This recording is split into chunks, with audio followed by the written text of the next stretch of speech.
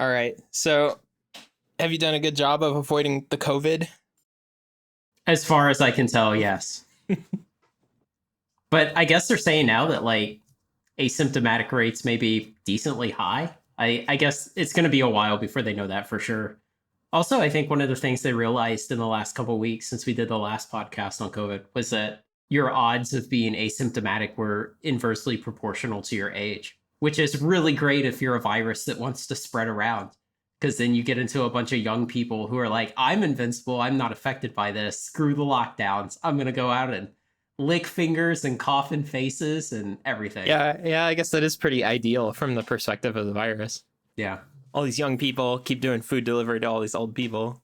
Mm-hmm. Make sure you lick the boxes. I feel like the old people are also like, I don't care. I'm not afraid. If I get it, I'll beat this. I know. I've seen a bunch of great memes that are like that. They're like, all the young people don't care. They're out still partying and doing stuff. And then the old people are like, fuck it. I've had a good life. I'll just take my chances. And then it's everyone in between who's like, this is really bad. I'm kind of worried. And I'm also going to face the brunt of the consequences of everything that comes out of this. Yeah, that's true. Although, if enough old people die, then Social Security will work a lot better once we get to be 65 and a half or whatever. Yeah. The Ponzi scheme will continue. Yes, I know it's not exactly. Yeah. It's like similar, though. It definitely has the similarity. There was this lady who used to report on NPR. I forget her name, but she had some kind of difficulty with her speech. She would talk very slow. She was very old. She was arguing with this governor once he was no longer a governor at the time, and he had written a book about, all these problems in government, and of course why like he is the guy to solve them in preparation for a presidential bid, I want to say in 2012. And she had him on the show. And so he made the mistake of calling Social Security a Ponzi scheme, which is something that, like, apparently he did a lot. And she was ready for it. And so she was like, well, I have the definition of a Ponzi scheme right here. And so, like, she reads off each element. And as she reads off every element, it exactly describes Social Security. And then she gets to the final element of the definition that she was using for Ponzi scheme, which was, it is illegal. And she was like, Social Security is not illegal. It is a government program. Therefore, it's not a Ponzi scheme. And it was just like, oh, God. And like, she was just dumb as a brick normally when you would listen to her. But I mean, it was maybe the pinnacle of stupidity of anything I ever heard her say. It was terrible. Yeah, that's pretty good. I guess if you made a program that was exactly equivalent to Social Security and you just ran it independently, it's pretty much a Ponzi scheme, right? Because it's a Ponzi scheme, except you're restricting the way in which people can take payouts. But then also you are always doing those payouts. But really, that's not that different. So like if you, in a Ponzi scheme, you take in money and then you're paying out any investors who ask for their money back with the money that's just in your bank account. And the idea is you keep taking in more money, right? Like more than the payouts. But if you say, I'm going to restrict the payouts so that you have to be old, but then I'm going to always do those payouts, the always doing those payouts actually doesn't seem like it adds a whole lot of trouble to this. It also makes it so that it will definitely fail, as opposed to a regular Ponzi scheme where I was thinking about this because I was watching something about, was it Bernie Madoff? And I realized if he had just restricted his intake of money, if he said, I'm going to have like this very low exponent on how quickly I allow new customers, and I'm going to refuse new customers, he could have kept it going possibly until he died. Like if you say, I'm only going to accept 1% more business than I already had, you could keep claiming these returns and most people will just leave their money with you, right? And then if they ever want it back, you give it to them. Oh, yeah. Are you saying the problem is that as you accept more customers, the odds of having enough requested withdrawals to bring the scheme down go up? Is that the issue? Yeah. Okay. The other thing is you're susceptible to like a spike. Yeah, basically, yeah, what you're saying. You're susceptible to a spike in demand. Yeah. I don't know. Actually, no, I think maybe the main killer for a Ponzi scheme is just the time. Because you keep claiming that you're yielding this interest. And so then as more and more time has gone on, you've created more and more fictional profits.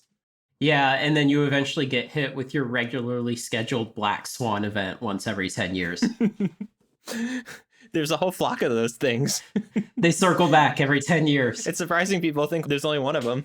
Yeah, so I guess really what you need with a Ponzi scheme is like exponentially increasing customers. Yeah. And that would save you. And then you need some actual good investment returns. Maybe if you did a Ponzi scheme, but then you just invested in like S&P 500 index ETF, and so you were getting like 8% annual return over a long period, that would protect you a lot too. Possibly. Yeah, that's a good point. So he was claiming 12%. Although if people want to pull their money out when the market is low, that'll kill you. But as long as they don't, as long as you can convince them, that's a good point. It would keep you afloat for 3 times as long, right? The difference between the 8 and the 12% probably. I guess. Because now you're basically running negative 4% returns instead of negative 12% returns. Okay, yeah, I see what you mean. Come to the Funtioneering podcast where you can listen to us figure out how to commit crimes. Well, something I had wondered about is, say someone comes to you and they're like, I have a Ponzi scheme for you to invest in. And you're like, okay. And they're like, no way, hear me out. No, you immediately ask, where on the timeline am I? Right. That's the first question. So they're like, okay, so I've been running this for like a month, and here's my customer growth graph. You can trust this graph because something, I don't know. I'm doing it on Ethereum. It's on a blockchain. So like you can go actually check and you can see, yes, I really have these funds. And so you're like, so I'm getting investments like this, and here's my like week over week growth. And as you can see, it's exponential. So right now we're doing really well. And at some point this is going to collapse and I'm going to run away with the money, and I'll run away with your money too. But, you know, I'm just letting you know up front because we're good friends, but I'm going to take your money. And the rate of return I'm promising is, I don't know, 5% week over week or something like that. What's the optimal amount of money to invest in this scheme? I contend it is not 0. Like, imagine you take, I don't know, 10% of your net worth, and you wouldn't mind losing 10% of your net worth too much. And you put it in there for 1 week. The odds that the Ponzi scheme fails that week, especially since you've just now heard about this, it's very, very low. And so you stand to gain about 5%, and your risk of like ruin or whatever is probably sub 1%. And so if you just multiply these out, it's like, oh, you know, 5% rate of return versus a 1% chance of losing all my money, the rate of return wins. But then week over week, your risk of ruin goes up to 100%. So like, what's the optimal betting strategy for dealing with this? If you've read Nicholas, is it Nassim Taleb? He talks about this a lot. Like, the common joke is picking up pennies in front of a steamroller, where somebody is investing to earn very small gains, but their risk of ruin is real, and eventually they will be ruined. I would say he has other ideas, but this is the core idea that underpins a lot of his books, and I feel like he just kind of keeps telling that same story over and over. I have those books, but I haven't read them. They're on my bookshelf. Oh, I recommend reading one of them. I feel like they're all kind of the same, but, you know, one of them's good. I hope he's not listening and super offended. I think his books are really great, but I do feel like there's a lot of recycling. Nassim, if you're listening, please come on the podcast. Yeah, seriously, we'd love to talk to you. But it's interesting because, like, picking up pennies in front of the steamroller does kind of work. It depends on what the ruin is and what the return is and your sort of utility of money. Like, do you apply the logarithmic utility that you would for like Kelly criterion? But I feel like someone could actually tell you, hey, this is a Ponzi scheme. I'm going to take all your money at the end, but we're kind of in the early days. And then you'd be like, well, yeah, I think I want in. Also, then you would go promote it to other people. Yeah. Yeah, you would become very invested in trying to sign up new people also. It would just be just like a multi-level marketing scam. It describes Bitcoin really well, right? Except Bitcoin doesn't have any kind of like guaranteed payout thing. They're just like, you can buy this if you want. And you're like, what will it be worth in the future? And they're like, I don't know. Fuck off. So it's a little different in that way. No one's promising a 10% return on Bitcoin. Yeah. So Craig told me to watch the White House Corona or COVID briefings, and I didn't. I'm sorry. Oh. Have you been watching them? Yeah, I've been watching them every day for like 2 weeks or maybe 3 now or something. I don't know. It's been a long time. I guess 3 weeks feels like a long time right now. A lot's happened. Yeah, that's something I kind of wanted to capture with these couple of podcasts that we managed to do during COVID. Except I guess this is going to go on forever or something. But We will always be living in a post-COVID world. yes. But at some point, we'll probably be like, it's a specter that's in the past, no longer on the horizon. Yeah. But when we get to that point, we'll look back and we'll be like, what did I do day to day? Like, how was that? And I feel like capturing some of that in these podcasts here is important because eventually our kids will just hear stories about this. They won't remember it. And so they'll be like, what are the history lessons? And they'll open up some shitty history textbook and there will be 2 paragraphs about it that like probably suck. And then they'll go to Wikipedia and they'll read a bunch. And like the problem I have with studying history like that is I can go to Wikipedia and I can read about the thing, but it doesn't really tell me like what were the people involved thinking at the time? What did they think day to day and how did their views of these events change as they unfolded? And I feel like that's what's really lost with a lot of history. Yeah, but also if you're like, all right, my parents lived through this thing in 1980 or 1975 or 1970 or whatever, and you're like, oh, what were people thinking day to day? And about the best you can do is like newspapers, microfiche, something like that. But what if they had YouTube? Yeah. And so you could go to YouTube and you were like, Mount St. Helens eruption, people reacting to it. And then you watch that. Oh, okay. And so you're saying like they're all going to be idiots and their inputs are useless anyway. Well, no, I'm saying you just have this time capsule. You're like, what did people think of it? And you go find videos that were published that day. Yeah. And they're like, oh, whoa, this mountain exploded. I didn't know they did that. And then the comments are full of people who are like, you idiot, didn't you learn in school? And you would know. And I feel like that's what will happen now. There's all these videos on YouTube. And that's just to name one thing. That's just YouTube. There's Reddit. There's other things. Twitter. Anytime an earthquake happens here in California, you can go to Twitter to confirm that it happened. And there will be this just tons of people being like, whoa, was that an earthquake? Holy shit, an earthquake. Did you feel it? Oh my God, earthquake. And then everyone immediately goes to like USGS to try and figure out how good of a score they got. Like it was a 5 and I was near it. And it's like, yeah, you're cool then. New personal best. Basically. I mean, I do it too. What's your personal best? I don't remember. But yeah, I'm trying to get a high score on my earthquakes. Is it at least like 6? I mean, in my mind, like 5 to 6 is where it becomes like a real earthquake. I think so. I don't remember. There was only one that we could tell, and it woke us up, and it was shaking the shower door, and it was interesting, but I don't know. Still waiting for the one that collapses freeways and stuff.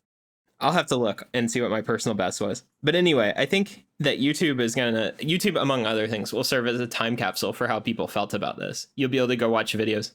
Okay, so you think this problem is already solved? Yeah. And I don't realize it yet. Yeah, because about the best you could do is watch archival news footage and you would know what newscasters were saying, but you wouldn't know what less filtered individual people were saying. Yeah. Probably about 3 weeks ago, I watched a video where a guy rode his bike around Manhattan at night and it was like empty. And there would be like 3 cars with him or something like that. But then at one point he was on, I think it was Broad Street, and he just like did circles in the middle of the street to demonstrate that there were no cars and nobody cared. And I feel like something like that will capture it in this way that other things wouldn't.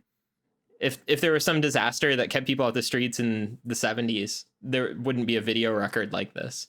So at the very least, your kids will definitely they'll have more study material than they can use. It'll be up to them to figure out what to consume. Yeah. Well, that's good. Because I often feel when I'm studying some historical topic, I'm like, I wonder what a random guy thought. What did a dude just going to work every day think while this was going on? So there's that documentary on Netflix called Wild Country. And it's about this kind of cult religious group that went to Montana, I think, in like 1982 or something, and set up this really big compound and all this stuff. And there was all this contention between the local town, and it was this big national thing that went on for a couple years. And so, like, I watched the documentary. I thought it was really fascinating. And then I went and I read some other stuff on the internet about it afterwards. And so then I just happened to be like passing through the Albuquerque airport at the same time my dad was. And we were both there just randomly. And so we had breakfast together there. And it was right after I'd done all this research. And so at breakfast, I was like, Dad, do you remember when this thing happened in 1982? And he was like, nope. And I was, and so like, I said a bunch of the names of the people involved, and the name of the cult, and described a bunch of things that went on. And I was like, you don't remember any of that? And he's like, no. And so I was like, oh, okay. Well, maybe like asking a random person what they thought about this historical thing just isn't that useful. Maybe like those records, I don't know. Maybe the reality is the random person just didn't care. So I figure with COVID, though, like everybody cares about it right now. You'd have to go to someone in like some tribe that has almost no contact with the outside world to find someone who doesn't care about it. Yeah, I think everyone will always have cared about this. It's like how for our age group, you can always be like, yeah, I remember when 9/11 happened, I was doing some stuff. And then everyone will go around and tell you where they were and what they were doing and who they talked to and all that. And it's so useless. Right. But it's just like, I remember hearing about everyone being like, I remember where I was when I heard JFK was assassinated. And I was like, why is that? And then 9/11 happened. It was exactly the same thing. And I was like, okay, now I understand. I guess it's something that's like hard to sympathize with until the major event of your generation happens. And I've also seen accounts. What was funny too is, so I was in college when this happened, and most internet users went down to maybe like high school range or so, and that was about it. And so now as people have grown up and they get on the internet, I see things where they're like, yeah, our whole third grade class had to leave or whatever. And it's like, I had no idea what happened to younger people when 9/11 happened because they weren't posting on the internet. And so it's interesting to see these people get older and then talk about their experiences. Or they're like, I was in first grade, I didn't understand any of this, and my parents never really explained it, and I found out later. And it's like, oh, that's kind of weird. Like, I was a really little kid when the Challenger exploded. That was a significant event to a lot of people, but I just sort of found out later. And it's interesting to see people grow up. Also, I mean, I feel like we're getting off on a tangent, but we have no topic to start with. But the internet thing is kind of weird, because I feel like when I got on the internet, I was in high school, I guess, initially, and I was a pretty young person on the internet. There were not a lot of people younger than me, but also there weren't a lot of people who were older. On the forums and stuff I would look at, I'd never see anyone who confirmed that they were like over 40. And so it felt like it was a bunch of like high school and college kids doing stuff. And then we all gradually got older.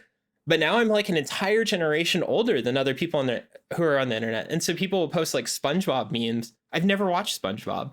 And it's really weird to think like the internet is full of all these kids and I have very little in common with them. And they're like doing their shared culture thing on the internet, and I'm sort of left out of it. And it feels really strange. Like when I was on the internet and I was younger, we had all seen the same Simpsons episodes and we would all make the exact same references. But now it's like all over the place. People have these different isolated pockets of culture. And I think it's really weird, but it's also really neat. Like, I'm glad to see that happen. But anyway, COVID's going to be this giant synchronizing event. Everyone's going to remember it. We're basically living in the year, is it 0 AC? Is 0 the first one, or is 1 the first one? It's 1.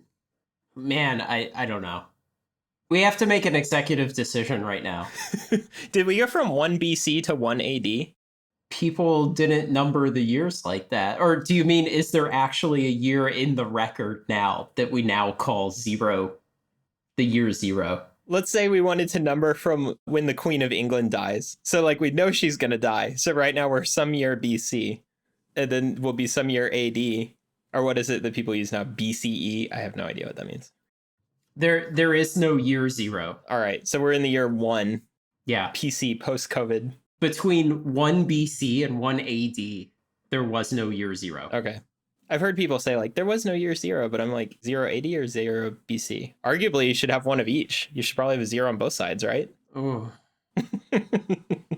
I do remember when the millennium rolled over, they were like, "Oh, 2000 is not the beginning of the new millennium. It's the last year of the last millennium. 2001's the new millennium." Her.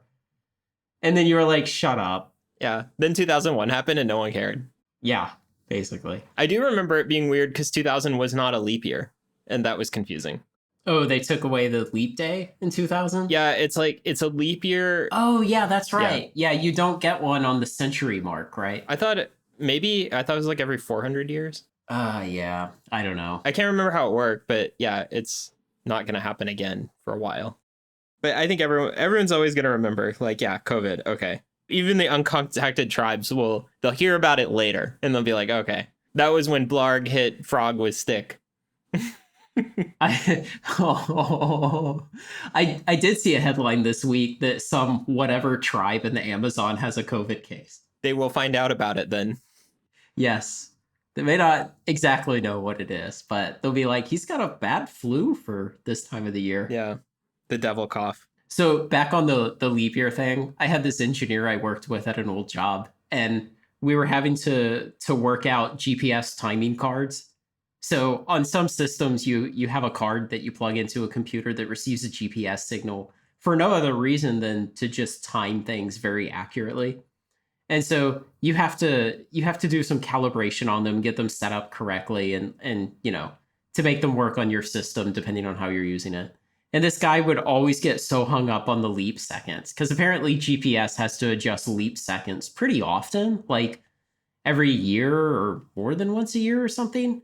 They have to fix leap seconds just to keep the stuff in line.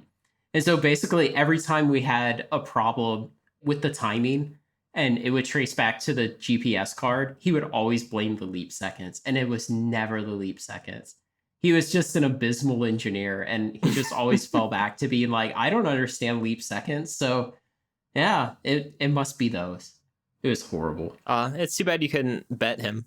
Yeah, he was an engineer 5 also and had 30 years experience. That's a high number. He was terrible. Why not just use atomic clocks? GPS timing cards are cheaper. Are they? I thought you could get atomic clocks for like $20 or something. Oh, I don't know.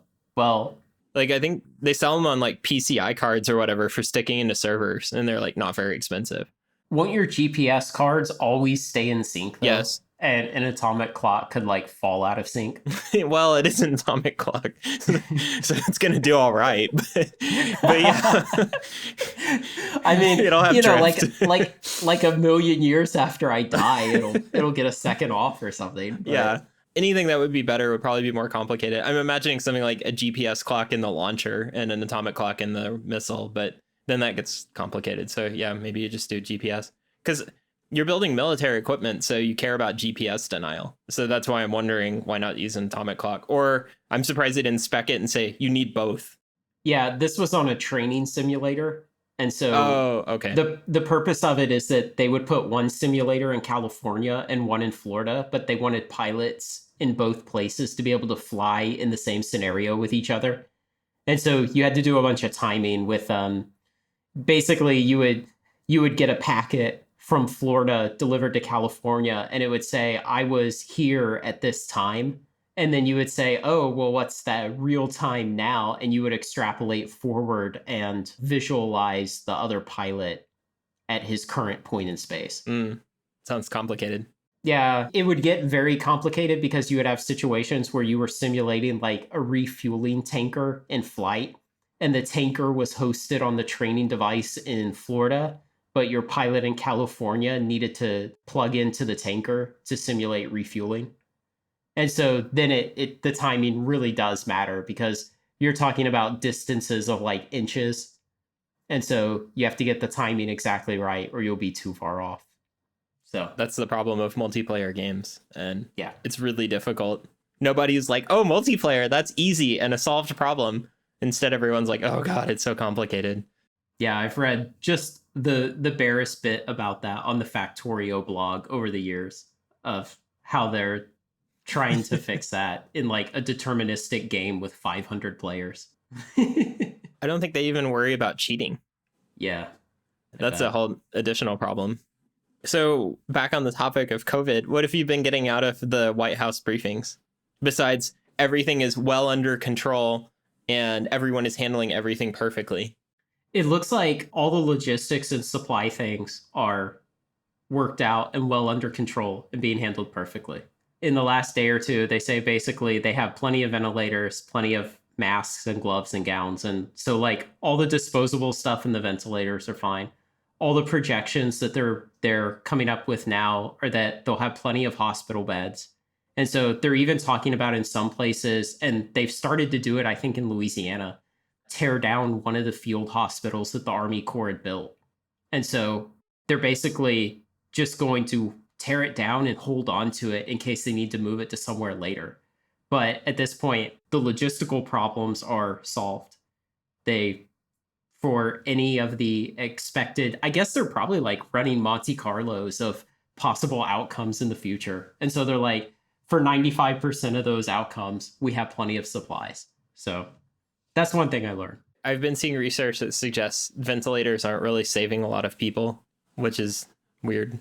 Yeah, I saw some of that come out maybe about 10 days ago now. It started to come out. It said that initially they were saying things like 97% death rate if you got put on a ventilator.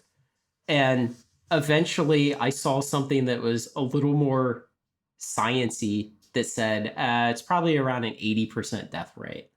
And so I've seen additional things since then that are like, well, some doctors are just doing everything they can to try to stretch it out and not put you on a ventilator. And they were having some success with that, but I don't know. Yeah, because the open question is whatever the other fraction is, the people who survive, did they need the ventilator to survive?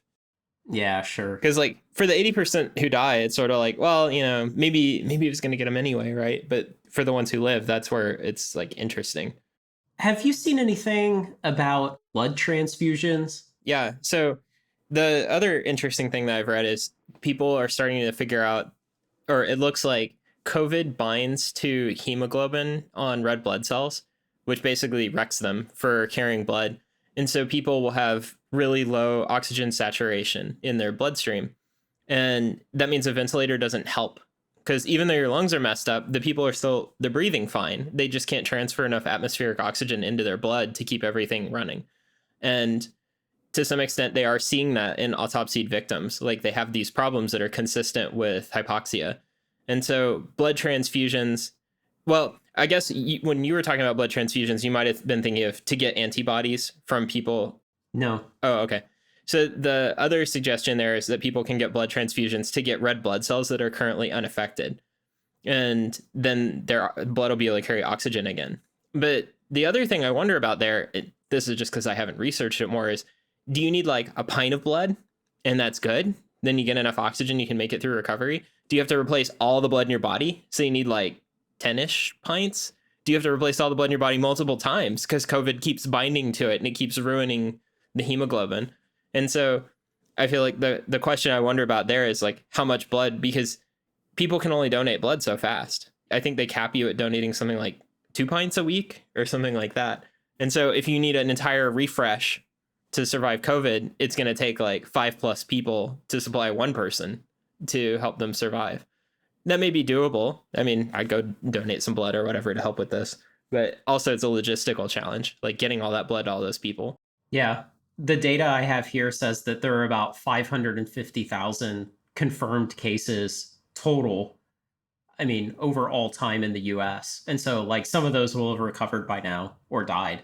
And so that would be your upper limit on the number of people you would need to treat with that.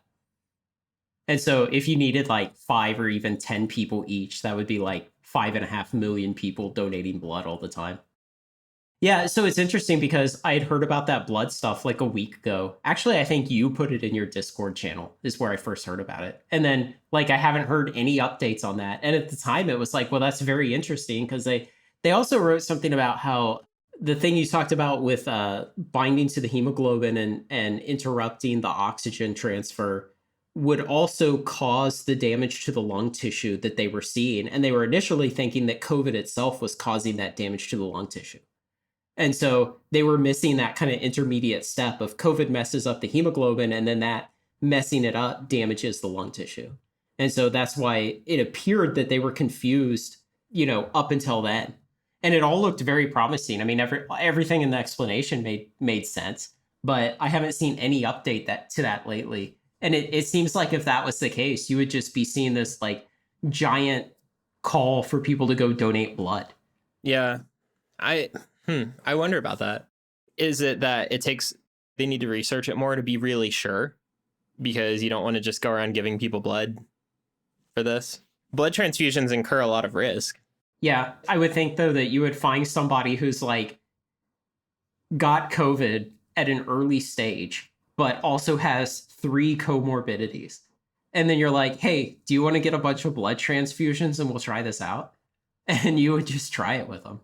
Yeah, but then do you know it did anything?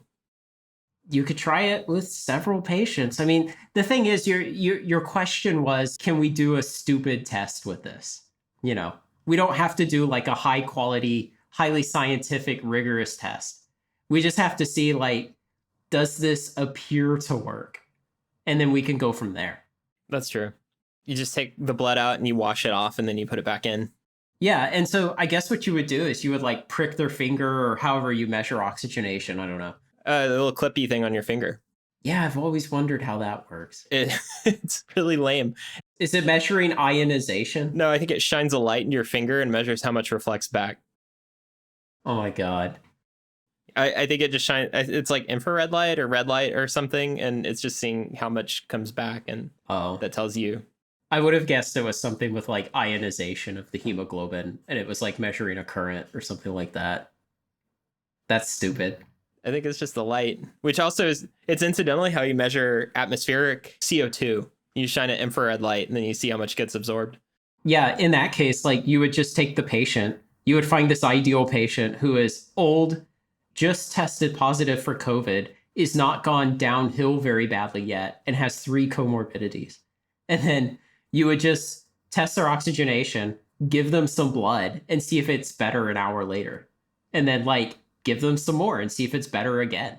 And then measure that over a course of a couple days and just like, I guess, experiment on a live human with giving them blood and then see what happens. Yeah, that sounds pretty reasonable.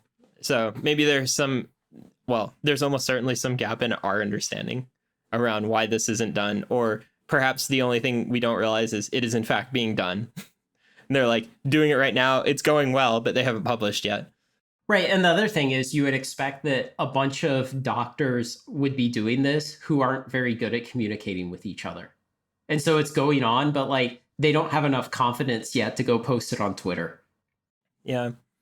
I feel like this also would sort of answer the question that I had, because, there's like the cytokine storm or whatever concept, but I've found that very unsatisfactory.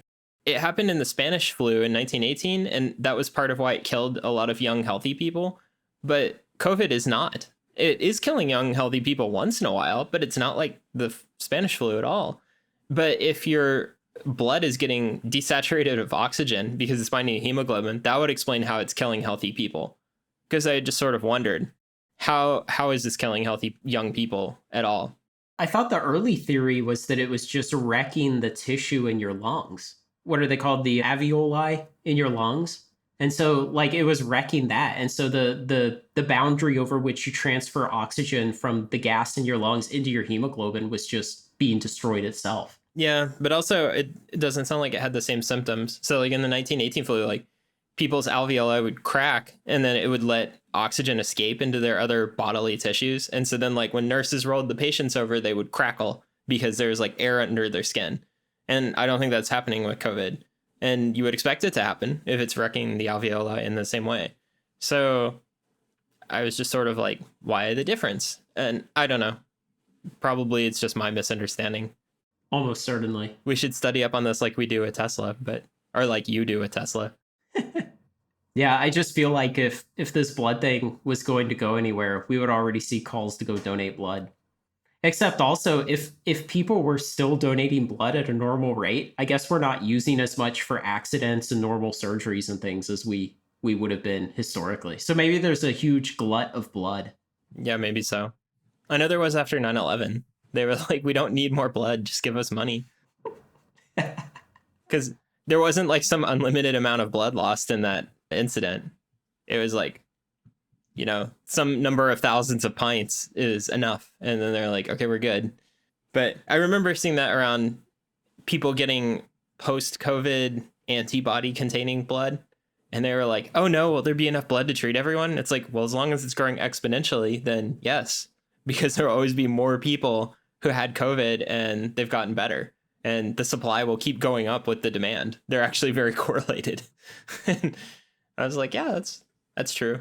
Although it becomes more and more of a logistical challenge. And if you imagine the entire nation getting sick, then it's really hard to move that blood around.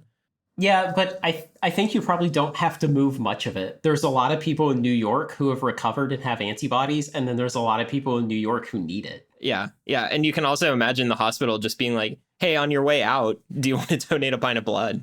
And a lot of people are like, sure. And that gets you a long way. Yeah. Plus, they can come back and keep donating again and again.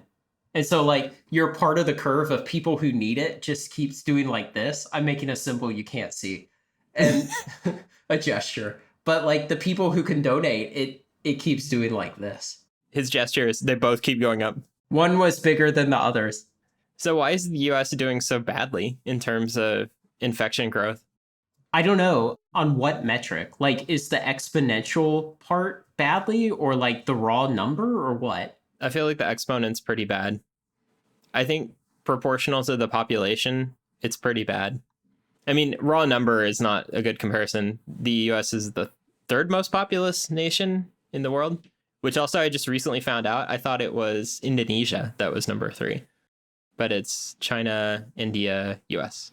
So it would make sense that we would have more infected people than every country except China and India. Also, I'm betting India does in fact have very many infected people. Okay, so I clicked over to Worldometers. It's a good site. And then went to COVID by country and sorted their table by total cases per 1 million population. Okay, so United States is 1,693 cases per 1 million population. And so ahead of us are a whole bunch of small countries, but I guess I'll list the major ones. Ireland, France, Liechtenstein, Monaco, Belgium, Italy, Switzerland, Spain, Iceland. I like how you listed the major ones and you included Monaco. They have a population of like 5,000 now, right? Isn't it like the second smallest country on Earth or something? Also, I think Liechtenstein is pretty small too. Yeah, and Luxembourg. I read that one out and then I was like, wait, that's one of those tiny ones. Isle of Man is on there. How's Vatican City doing?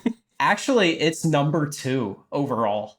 Oh no. They have 9,988 cases per million people, which means they probably have like 3 people sick out of whatever that ratio would be. Oh yeah, their total cases is 8. Oh my gosh. And so that translates into almost 10,000 per million. But yeah, okay, so there are, a dozen or so like developed large nations that are first world that have a higher incident rate than the US. But I feel like if the US is super great, we should have like a really low incidence. Because, America strong. I guess. I find that argument very scientifically unsatisfying. Oh, it definitely is. I expect the US to be really bad, but I don't know. It's a lot of different factors. Yeah, and I guess if anything, you should be like, man, we really pulled out better than we thought we could. Because I expected it to be a lot worse. And so, the last time we did the podcast, we talked about that. We were like, well, in America, we're just going to say, screw you, I'm going out. And a lot of people have been. And that's exacerbated things, especially in New York. You had even into February and the early part of March, you had people in New York. I don't know what type of city government they have there, if it's like a council or like what, but you had people on whatever the higher tier of New York City government. And they were like, come out and like party at this thing in the street. Don't believe the hype. Coronavirus is no big deal. And they were doing that into March. And so it's turned out really bad for New York. And by that point, like Washington State had already shut down and California was shutting down. And, and so you see the outcome in Washington State and California where they've done a lot better containing it. So I would have expected much more of America to be like New York than like Washington and California. But I guess that was too pessimistic of a view on it because it's, they've basically said about a week and a half ago, we expect 100,000 to 220,000 deaths. And they were like, we expect that based on what we're currently seeing. But, if everybody keeps taking this as seriously as we have, it could be lower. And so then they've gone back and revised that in like the last 2 days. And they're like, we expect about 60,000 deaths now as the model has become more mature with more data. So I guess if anything, like it would have been correct to expect us to do badly. And then it's not surprising that we did better than that. I don't know. Maybe I just have way too much normalcy bias or something, some bias. I think definitely a thing about COVID is it's revealing some of the biases we all have. because you're like, I think things are going to go about like this. And then in a week it's falsified, right? Either you're right or you're wrong. And then you're like, well, now I have a new point of aim. And then in a week you find out. And so yeah, I think very few people are like, I have been right all along. Here is my written record of being right. No, if you go on the internet, there are plenty of people who are like, I have been right all along, but they don't have a written record. No. Right. Yeah. And it's easy to post a written record. You can post a YouTube video every day. You can post some tweets. There's a lot of ways to do it. You go on other shows and get quoted or whatever. If you're any kind of C-list celebrity, it's really easy to have your work archived. And there's not a lot of people who are just like, I was right. And then the next week I was right. And then the next week I was right. Like, there's not a lot of that. And which should tell you something if you're trying to predict it. If you're trying to say, here's where the market's going to be in a month. Here's what the death toll is going to be. Here's just anything. In a month, you'll probably be wrong, but you can still try and guess. But yeah, I saw someone joking about the Winston Churchill quote that was like, you can always trust the Americans to do the right thing after they've tried everything else. And people were like, that sort of describes the response to COVID, where it was like, what if we all try, licking each other's hands? What if we wait for a vaccine? Maybe we just let it burn through, just ride it. I think that was what Trump said. It was just ride it. And so everyone was like, what's every other option? And ultimately it's, stay at home and do a ton of economic damage, but it's cheaper than the damage that gets done by having everyone die. But the US has definitely done it in more of like a freedom loving way. It's like, everyone should just voluntarily stay at home, and everyone gradually arrives at that conclusion instead of being like, you have to stay home. Stephen Colbert is doing his A Late show from home, and one of the video headlines was like, Trump refuses to issue federal order for people to stay home or something. And I was like, you mean he decided not to? Like, I'm not... As people listening to this will know, I'm not the biggest fan of Trump, but they're like, he refuses to issue it. And it's like, that pretends like he's obligated to in some way. He is not, in fact, obligated. And so he decided not to. And he also, the way it says refuses implies that he's like continuing to refuse. And it's like, no, he can just decide at one point and then it is decided. He's not continuing. And I mean, it's like my ongoing anger against journalists and their choice of words. But I was like, refuses really paints a picture that doesn't exist. It's like, yeah, he decided not to do it. Right or wrong, he decided, and then it's over. But apparently Stephen Colbert, who is an epidemiologist and renowned politician, is like, this would have been the right course of action to take. Yeah. So one of the things they've been clear on in the presidential briefings every day is that the effort needs to be locally executed, state-led, and federally backed. And so the reporters will try to ask these gotcha questions about that every day in the briefing. They'll ask, why don't you issue a nationwide shutdown? And he's like, well, 98% of the people in the nation are under a state level shutdown. And so he's like, it really won't make much of a difference if I issue one.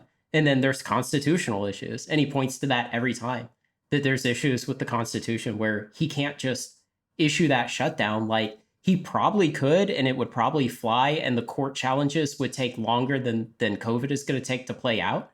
But like, he doesn't think he really has the power to do that. And so he says that basically he'll leave it up to the governors, and the governors have almost all done a really good job so far on handling that to whatever their conditions are. Okay, well, I would give the contrary argument that Trump has issued plenty of executive orders that are probably unconstitutional. And then he just lets the courts fight them. So he's not afraid of doing that. Yeah, I agree with that. But he might be like, I just don't want to, in this case. He's choosing not to at this one. Right. I'd agree with that. But I do wonder, why is he not? Given that that's his argument against, he might as well issue one. Wouldn't he look a little better? I don't know. what he cares about is voters who are like on the edge, right? He's trying to win re-election. I think that he sees a lot of COVID policy through that lens. What's the best way to handle this that's going to get me 4 more years? And so does he think that his base, who's easily swayed, is also a bunch of constitutional scholars who are going to be like, well, he issued that one unconstitutional executive order to stay at home, so I'm switching my vote to Biden? I don't think so. So it seems like, wouldn't it make him just look better to be like, yeah, everyone stay at home, Trump says, whatever. And then later the courts smack it down and he's like, I don't care. Like, why not just issue it? I think that he views it as the best chance of him getting reelected is to keep the economy as strong as possible. And so through that lens, it's like, well, if I shut down the entire country, I'm going to do unnecessary damage somewhere. And if I let the governors handle it, they're going to do damage and they'll be responsible for it locally, politically, and they'll make a better choice than the federal government will. And then he's likely to keep the economy in better shape overall. Because on the other side of this is opening things back up eventually. And so the governors need the power to say, hey, my state is under control. We have plenty of resources. We're beyond the mitigation stage. We have enough power that now we're doing containment, where we're doing contact tracing and all of that when we see an outbreak, and we can keep it under control that way. And so they can decide to then open their state or, start whatever gradual process for opening they've decided on already. Well, it's really resume business within the state. The states are all basically open. You can just get in your car and drive between any two states and no one cares. Well, as far as I know, there's not like border checkpoints or anything that I've heard of. There were some for people coming from Louisiana into Texas. For a while, they were quarantining everybody coming from Louisiana into Texas. So I guess you should have just like driven around through Arkansas and come down through Oklahoma instead. But I don't know if that's still going on today. But yeah, I think definitely if Trump just says, I'm leaving this up to the governors, because one, it's actually within their power to do it, like legitimate power to do it. And two, they'll make a better decision because they're closer to the issue. Then that's what's going to keep the economy in the best shape. And I think ultimately, you just kind of put it through this amorphous lens of he wants to get reelected. And I just focus that lens a little more to he understands his best chance of getting reelected is a strong economy. Yeah, which seems like a very slim chance at this point. Like, everyone's going to the polling booth in November, and is the economy really strong in November? I don't think so. I don't think the economy is strong in November either. It's going to depend on what people feel like the trajectory of the economy is at that time. If it's still dawdling along and weak, they'll be down, and that'll definitely hurt his chances. But if they feel like, hey, unemployment is coming down by, I don't know, some huge number every month or whatever the reporting period is, then they'll feel more optimistic about it. And I think he's likely to get a lot of credit. I think you are vastly overestimating the average voter. Yeah, I probably do. I think they're going to be like, I'm still unemployed, fuck him. Maybe so. But also that depends on how well Biden can sell the promise of like, I'll fix it. Yeah. So, I mean, it's up to him. And Trump will probably be like, I'll fix it. Just give me 4 more years to work on it. But like, I think voters are just going to be like, how am I doing right now? Yeah. I feel like Trump should be like, if I'm elected, I'm going to give you some more of those Trump dollars. The day after polling day, or the day before, I'll give you some Trump bucks. I think they changed that bill. So like, we don't get Trump bucks now. We make too much money. I think in one of the original versions, we were going to get some, but now we're out. Oh, that's too bad. I know. I just loaded up on kids so I could get more government handouts. It's a classic strategy. It's the only reason to have kids anyway. But I feel like Trump could just be like, yeah, executive order, like everyone, stay at home unless you're essential. And then everyone will keep doing whatever it is they were doing, whether it's staying at home or not. But it seems like it'd make him look good. Like, oh, he reacted to it. Although I guess if you're the liberal media, you'd be like, he issued this toothless order that does nothing. And then, I don't know.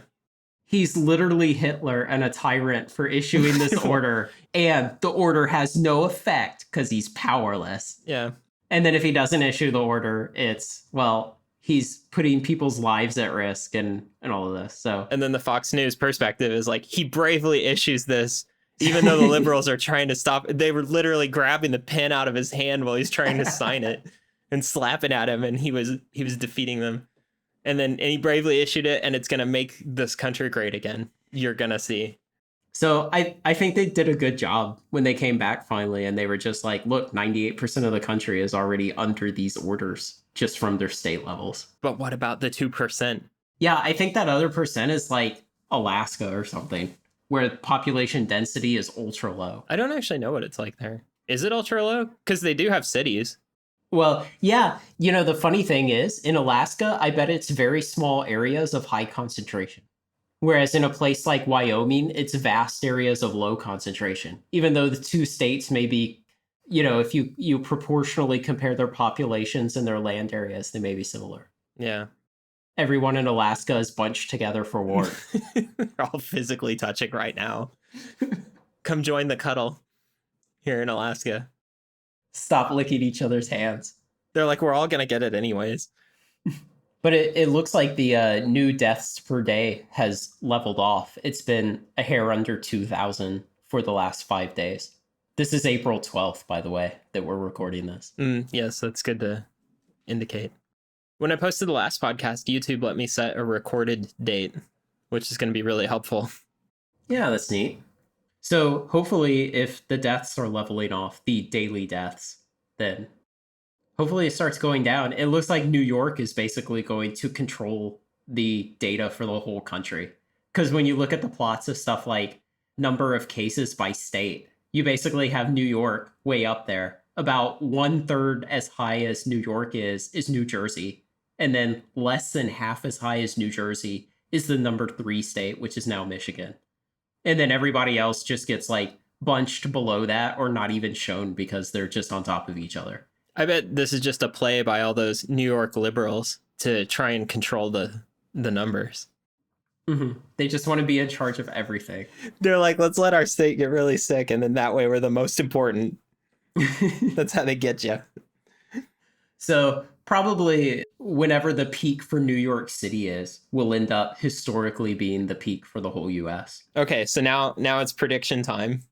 So when do you predict the shutdown will end, which is a really hard thing to even quantify? And what do you predict the market's going to do? We could really just predict where is it going to be next week, and then next week make a slightly different prediction or a wildly different one. So I think maybe I enumerated this in the last podcast, but the difficulty with a shutdown. Oh, no, I don't think I did. So like I have some friends who work at Google. So basically, there could be a federal level shutdown. There is not. There's a California level one. There is a San Francisco County level one. There's the San Francisco, the city one. They live in San Francisco. And also Google is like, hey, you guys should work from home. So the question is, when will some or any or all of those get lifted? And in some way that could define it. Yeah, this comes back to what you said a few minutes ago about you can just get out in your car and go drive around. And so, like, that's really what's going to happen. Google's going to say, you can come back into the office if you feel safe doing so. And then people will decide, okay, I'll just go, or I won't for a while, or whatever. I think that's how that's going to play out. But right now, for the US broadly, you'd say we're in shutdown, right? Or lockdown or whatever.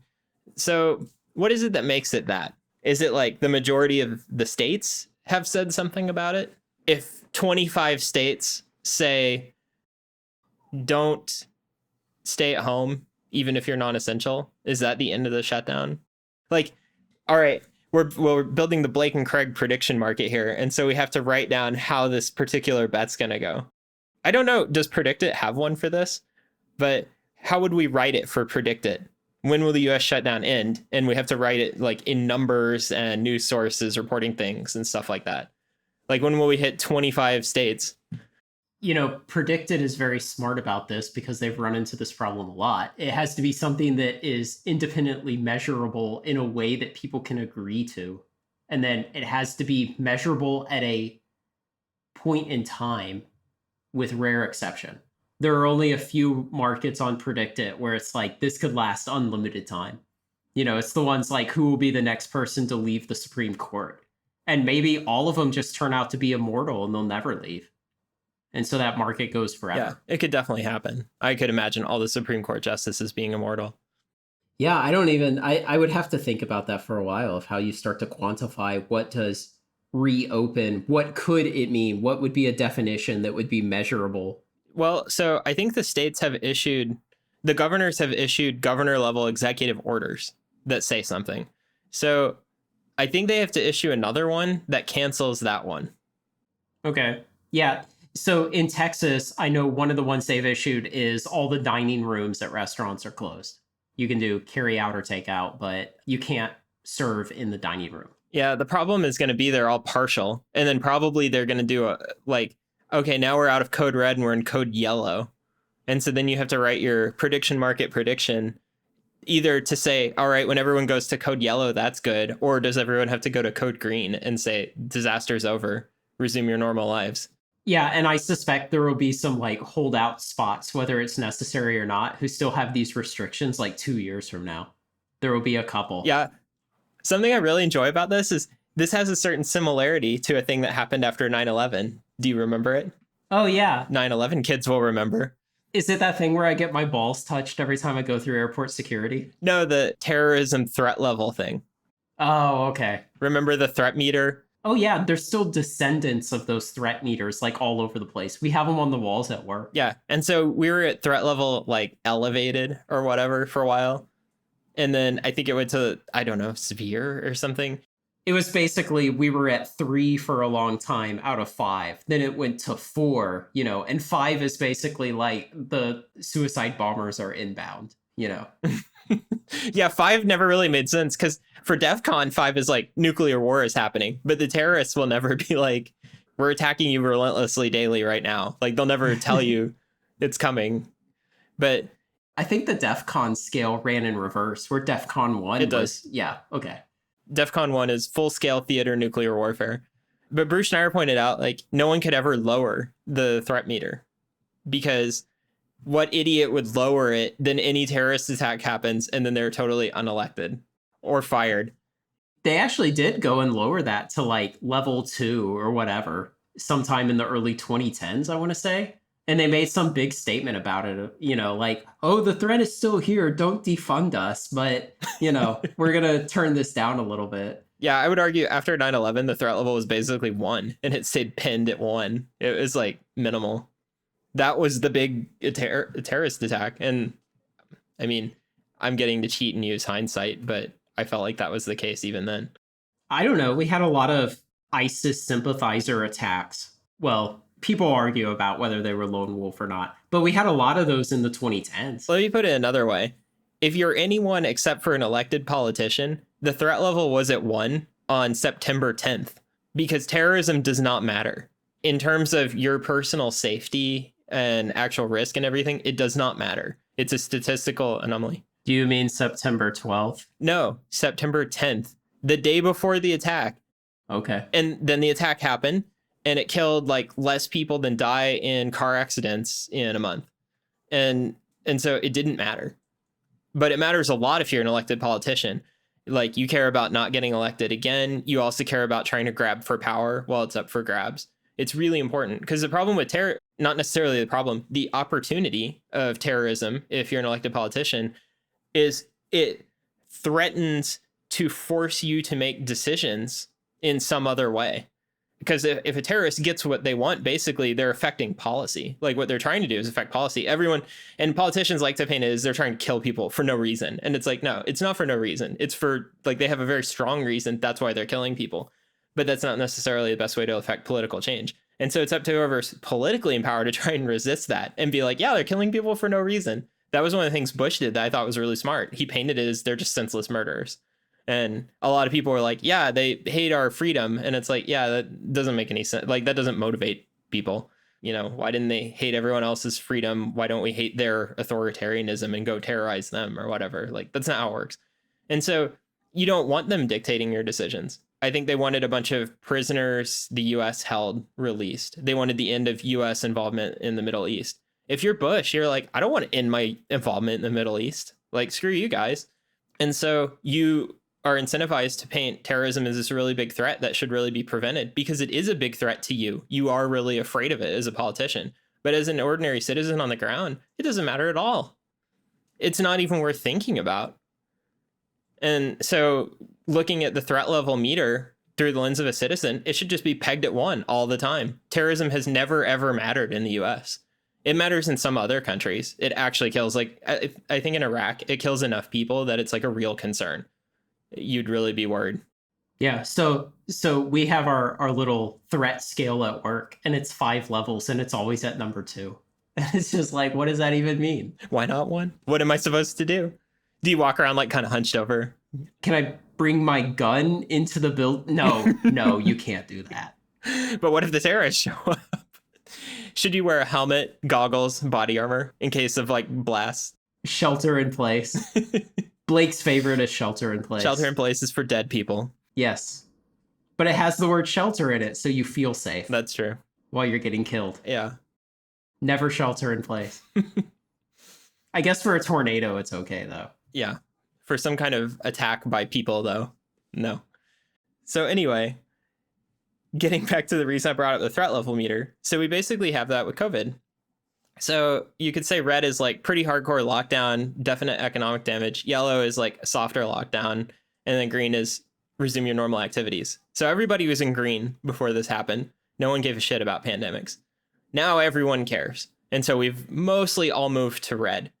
But the difference between the terrorist threat level thing and the COVID one is the terrorist one didn't tell you to do anything. And so there was no reason to ever reduce it because it didn't cause any real economic damage other than the fact that it's really hurt air travel.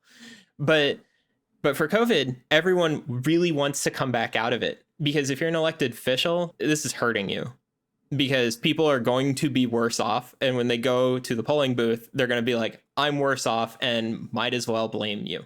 And also, if you're running against any incumbent politician, this finally gives you something to counteract the huge advantage that being an incumbent provides. You're like, they fucked up the response to COVID, and I'm going to fix everything in the way they want. I'll lift the lockdown faster than they would. You don't even have to deliver. You don't have to say what that is. I'll fix unemployment. And so, like, everyone's going to be running on platforms like that, I think. I'm making some forward-looking predictions here. And so you want to end the shutdown as fast as you possibly can. And so it'll be really interesting to see the battle of these two pressures. Like, well, I want COVID to be over. I want fewer people to die, but also I want to get reelected, and I want the economy to be strong because I think that's going to lead to me getting reelected. And so it's interesting to see this meter that actually has some downward pressure on it. And I wonder how that's going to work. Like, who's going to be the last governor to lift lockdown? How's that going to work exactly? Illinois. I'll just call it now. It's Illinois. Just because Illinois is so dysfunctional, and Cook County is so dysfunctional, and Chicago is so dysfunctional, and the whole state is broke, and it's financially broke, and it's like politically broke. I'm just going to call it Illinois. What if it's just some boring state, like Idaho's the last one, and you're like, who even cares? No, man, Idaho will open up so quick. They'll be like, there's no one here. Have you ever met a person from Idaho? No. It doesn't even exist. It might not. Okay, how about New Hampshire? New Hampshire's the last one, and you're like, I didn't care. That doesn't count. Or Alaska or Hawaii are the last one. Yeah. You know? And you're like, those even count. They're special cases. So I feel like what's going to happen here, getting back to your point where, like, most of us are under 4 separate lockdowns: state, city, county, and company. I feel like in Texas, probably the governor will release it. And what I suspect he'll do is he'll say, look, here is how I would advise the cities to do it. And here's how I'm going to handle the parts I have legitimate power over. And then he's going to basically say, like, I'm going to allow restaurants to reopen in 2 weeks, like the dining rooms, but maybe with a restriction that you have to, tables have to be so far apart or something like that. And so then he would give an opportunity for cities who want to enact their own versions of those more restrictive controls that were previously done by the state, for cities who think it's necessary to continue that for a while. And so I suspect us to see a lot of those kind of lockdowns roll downwards to the county and the city from the state over time. And so the state will give up that control, and some cities will subsume it, but others will just let it expire with the state giving it up. This still doesn't help me make my prediction market prediction thing. That's okay. What would you call it? My criteria or whatever. A good one would be percentage of the population under some form of lockdown order, because I think you can mostly calculate that, but it's kind of too complicated. Someone would have to build a website that was like a tracker for it. Yeah. Also, there will probably be orders like movie theaters and concerts can't happen for a while. Yeah. Because, I mean, people keep asking me, and it's just a common topic of conversation. When do you think the lockdown will end? And it's like, what does that even mean? It is so hard to answer. Yeah. It's like trying to answer, when will the economy be better? And it's like, I don't know. I mean, when the market went up a little bit. By what metric? Yeah. Was that it? And the market's not the economy. Okay. Are we measuring unemployment? Like, what are we even measuring? When wages start to rise again? Or what? When total average working hours per person goes up? I guess you could ask the parallel question. How do you even know you're in a lockdown now? I know. I would estimate about 250 people work in my building normally. And so everybody's been work from home for a while now. And I'm one of a very small group of people who has to go into the office. So now I'm going into the office, but there are like literally 12 people in the building any given day. And probably 3 of them are janitors. And so like in the room that I work in, there may be so many as 3 people, including me at a time. And so I get up in the morning and I drive to work like normal. And the roads are about as crowded as, maybe a light day. And so there's still a lot of traffic on the highways. And like I drive an interstate highway through the city I live in. And so the traffic doesn't really betray that we're in a lockdown, that like the state is locked down to some extent, but the county is definitely locked down and the city is locked down. But you get out on the highway and the traffic's just like, it's a little light, but it doesn't feel like I Am Legend or something where the streets are empty. Yeah, when we go drive here, that's about how it feels. Like, it feels like the lightest of light holidays. Maybe we're all just playing a lockdown charade and we're just like, oh yeah, we're locked down. Haha. I'm going to go out to the grocery store now. Our neighbors definitely go in and out multiple times per day. We're like, what are you doing? And so maybe it'll turn out that like when the official lockdowns are ended, it's just nobody really cares. And maybe a lot of people will just start to rebel against whatever lockdowns still exist at some point. I feel like we know that the lockdown's probably doing something, though, because the death rate's falling. Yeah, I agree. If people didn't do it, it'd be continuing to go up exponentially.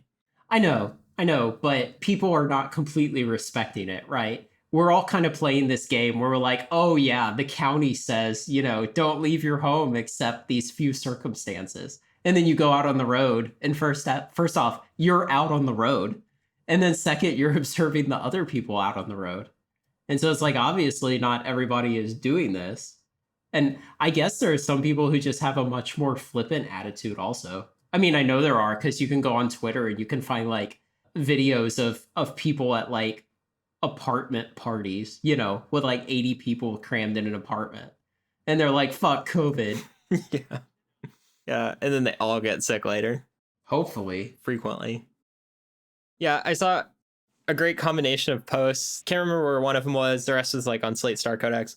But they were talking about Germany potentially issuing immunity certificates that are like, I had COVID and all I got was this lousy certificate. So then those people could presumably go out in public because like they're not going to catch it. They're not going to transmit it.